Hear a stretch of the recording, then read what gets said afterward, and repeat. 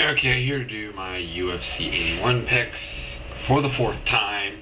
This time I'm going through Windows Movie Maker instead of using the quick capture function on YouTube because it's failed me on 3 occasions now.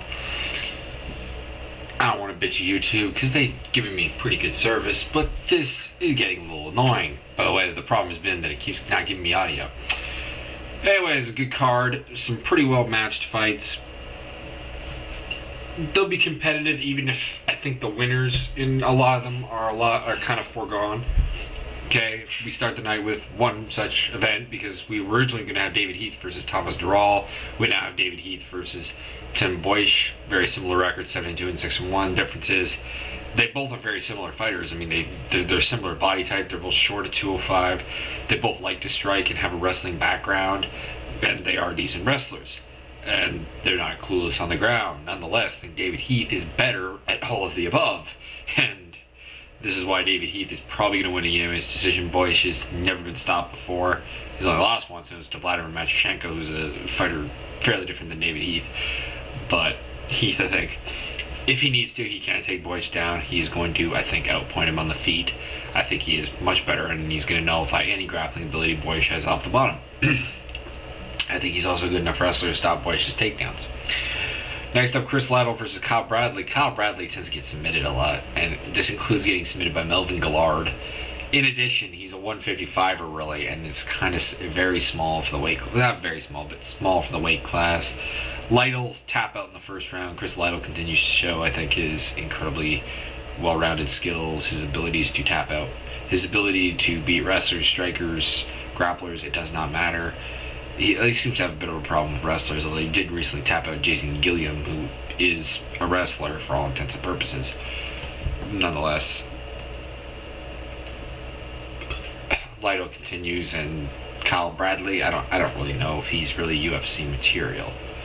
But I don't know, he could prove me wrong. Nate Marquardt, Jeremy Horn. This is a lot similar to the Nate Marquardt Dean Lister fight, except for Jeremy Horn is a more well-rounded fighter. He's got better stand-up, he's got better cardio than Dean Lister, or at least he should.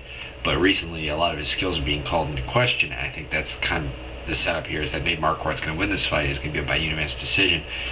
He's going to be too powerful, I think, for Horn to work many of his subs. I think Jeremy Horn's just looked very uninspired in his last couple of fights. And I think that's going to catch up to him. I think Marquardt did have a tendency to get caught in submissions early in his career, but he seems to have remedied that problem. Dean Lister couldn't really catch him in anything. He's going to pound down on Horn. I don't think he finishes him because Jeremy Horn's pretty good at not being finished. Nate Marquardt's not much of a finisher, so unanimous decision for Nate the Great Marquardt. Keitaro Nakamura versus Rob Emerson. This is Nakamura's debut at 155 pounds, coming down from 170. At 170, he was out-muscled by Brock Larson and Drew Fickett pretty badly, but those are both very, very good wrestlers. Emerson is completely different. I mean, he likes to stand up, he likes to stand and bang. He doesn't really have much of a ground game. He does have some decent takedown defense. It's very hard to finish. So I'm taking Keitaro by unanimous decision. I think Keitaro gives up a little bit on the feet to Rob Emerson, but Emerson's not some great striker or something. He's also not very good off his back. People keep saying he's slick off his back. I'm trying to figure out what fight you saw that in. Honestly, seriously. Nakamura easily has the grappling ability to nullify anything Emerson does on the ground. I think he should be able to get him to the ground and control him once he's there. It might be hard to get him there, but I think once it's there, he'll be able to keep it there. Yeah, decision for Keitaro. Terry Martin versus Marvin the Beastman Eastman, two very similar fighters in the fact that they both were at 205 when they started their careers. Marvin Eastman's finally come down to 185. They're both kind of short for the 205 weight class. I think they're still short at 185, but nonetheless, break it down. Both men like to stand and bang. Terry Martin is, I think, the better wrestler, although Eastman does have a wrestling background and is quite a solid wrestler in his own right. I think Martin takes him down. I think Martin keeps him down. And that's the smart move to do, and he pounds him in the second round. Now, of course, Terry Martin, being Terry Martin, will probably try to stand with Eastman originally. Eastman's a better striker, but I think Martin has a good enough chin to resist that, and also the fact that Martin has tremendous KO power, some of the best at 185, that he could possibly just flatten him with punch. Next up, we have Alan Belcher versus the returning Ricardo Almeida, who, of course, fought in the UFC some time ago and took a time off. It has not fought since 2004. Belcher should have this fight. He should have a TKO or a KO stoppage in the first round, in my opinion, just because Almeida He's a good wrestler. He's a stud grappler. He doesn't really have much in the way of stand-up, and he's been off for a long time, though. This is the thing. And he's not a finisher. He's only finished 3 people in his career. He's not really that great of a finisher. He's more of a positional grappler, and I think that's not the way you beat Alan Belcher, because Belcher's a strong guy. Unless your name is Yushin Okami, and you can take him down at will and just keep him down there. That's a little different.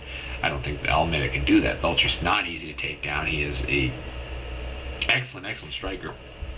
I think he takes the win here. Next up is one that I think the worst odds on the card is, of course, that Gleison Tibau is a plus 600 against Tyson Griffin.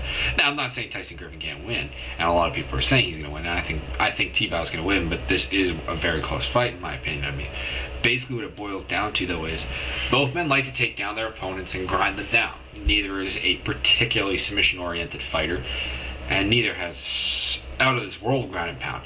But they're both pretty good wrestlers. Tyson Griffin is a developing striker, something that he does have over Tibau. Tibau's striking does not look good. Is not all that good, but he has defeated Jason Dent, Jeff Cox, Antonio Moreno, and Terrietta most recently in a row since coming down to 155. Now, he's much bigger, though. I mean, he used to fight at welterweight. He's going to be a considerable amount bigger than Tyson, who used to fight at featherweight, and I think that's going to be the difference, is that Tyson Griffin relies a lot on his athleticism and strength a lot. We saw that against Thiago Tavares. We saw that when he tried to fight Frankie Edgar. I think this is going to look a little more like the Frankie Edgar fight. He's going to run into a guy who can counter his strength and athleticism and put him on his back. I think Tibau keeps him there because, I mean, Tibau is going to be, I think, a lot stronger than Tyson Griffin, and that's something that Tyson's not used to. He's going to be able to take him down, in my opinion, and hold him there. Now, if Tibau could get a submission, I mean, he's good enough to submit Tyson Griffin. I mean, Tavares had no problem getting submissions on him. He just couldn't finish them because he was not physically able to. Tibau is very physically able to. He's not the level of grappler Tavares is, who Tavares is kind of on this elite plateau of the UFC 155 with, I guess, BJ Penn, Joe Stevenson, and Kurt Pellegrino. That's kind of the only guys that I think he's going to have trouble grappling, like purely grappling with. He might have a hard time finishing and so on, and he might have a hard time keeping it on the feet. Anyways, Tibau unanimous decision just because he's not really a finisher. I think he grinds down Tyson Griffin and gets the unanimous decision because I think the judges have kissed Griffin's ass enough already. Not that I didn't think he won the Tavares fight, but I thought it was a very close fight and could have gone either way. And when you couple that with a somewhat bullshit decision to Clay Guida and getting kind of even the favoritism from the judges in the Frankie Edgar fight, even though he lost, I thought that was unanimous, not a split decision, but that's just my opinion. I think it's time for him to lose the unanimous decision, just, because he should. Okay, Tim the Maniac, Sylvia, Antonio Rodrigo Minotauro, Nogueira. Nogueira is a better striker, better grappler, better wrestler, but at the end I'm taking Tim by unanimous decision just because of, I guess, basically I'm playing the height card. He has good reach. He is very hard to take down, something Nogueira is not exactly a phenomenal takedown artist. I think Tim keeps him away and outpoints him on strikes. Basically, even though Nogueira is a better boxer, I think he's got to get inside on Tim, and he hasn't shown a great propensity to do that. He also does not work the legs with leg kicks. I still think the best way to beat Tim Sylvia is to hack at those tree trunks of the legs he has. Make him think about that, and he opens up to other things. This was the other one that I'm betting big on. I'm betting on Tim Sylvia, even though, I mean, the odds I can't complain about. I'm usually like plus 230 or something, which is fine. I don't have a problem with that. I had a problem with Tibau being plus 600. I think that kind of shows sometimes these odds are just very, very misleading. Okay, Brock Lesnar, Frank Mir. Brock Lesnar only has one fight and he's main eventing. This is complete bullshit. He beat Min-Soo Kim. Who cares? People are pointing out that he's shown he has no problem passing the guard, but it's Min-Soo Kim's guard versus Frank Mir's guard.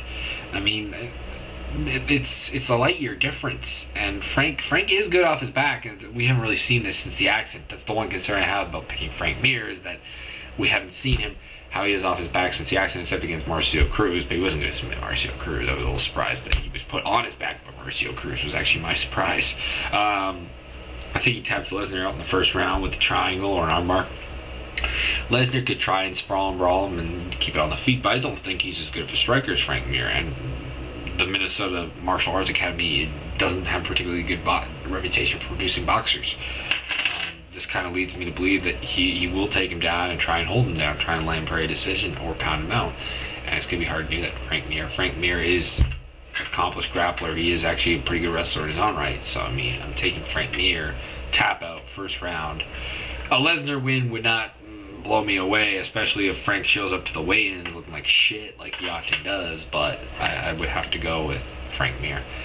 Anyways, that's my rundown of the events. I'm going to do a Q&A video next week, going home for the weekend. I'm not bringing the camera with me. So I'm gonna do the Q&A, and then I'm also might do something about UFC matchmaking and their replacement fights. Anyways, later.